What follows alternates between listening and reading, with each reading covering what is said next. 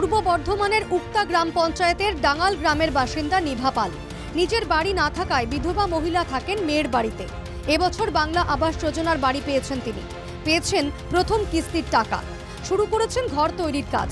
দ্বিতীয় কিস্তির টাকার জন্য আবেদন করেছেন।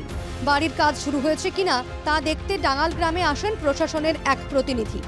নিভা দেবীর পরিবারের অভিযোগ, ওই প্রতিনিধি যখন নির্মীয়মান বাড়ির ছবি তুলছিলেন সে সময় পঞ্চায়েত সদস্য ৩,০০০ টাকা চান। টাকা না দিলে ছবি তোলা হবে না বলে জানান। বিল্লু মাঝি সভাপতি, উনি বললেন যে ৩,০০০ টাকা দিলে তো ফটো হবে, নাহলে ফটো হবে না।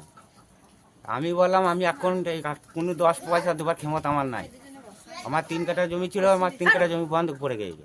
তারপরে বললেন কি তাহলে আমরা পালিয়ে চললাম, তোর যা করা থেকে বিডিওকে জানাগা, যা করবি করগা। প্রতিবেশীরাও অভিযোগ করেছেন উক্তা গ্রাম পঞ্চায়েতের তৃণমূল সদস্য নিভা দেবীর কাছ থেকে টাকা চেয়েছেন। দুদিন পার্টির ছেলেরা এলো, এসে বলছে ৩,০০০ টাকা লাগবে। কেন হঠাৎ টাকা চাইছি? এই ঘরটা তোমাদের ঘর দিয়েছি, ঘরের জন্য, তার জন্য টাকা দিতে হবে। তারা কি কোনো দল করে? ওই হ্যাঁ, টিএমসি। না না, এটা সম্পূর্ণ ভুল তথ্য।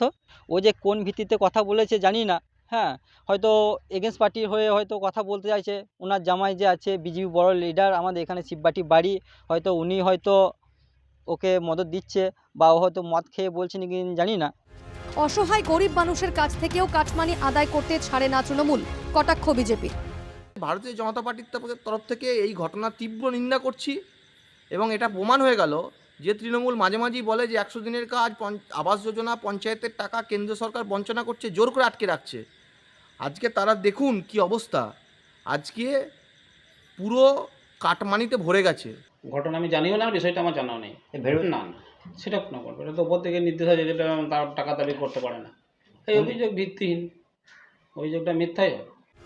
মুখ্যমন্ত্রী দলীয় কর্মীদের বারবার সতর্ক করেছেন, তারপরেও কিভাবে তার দলের সদস্যরা আবাস প্রাপকদের কাছ থেকে টাকা চাইছেন তা নিয়ে প্রশ্ন উঠেছে।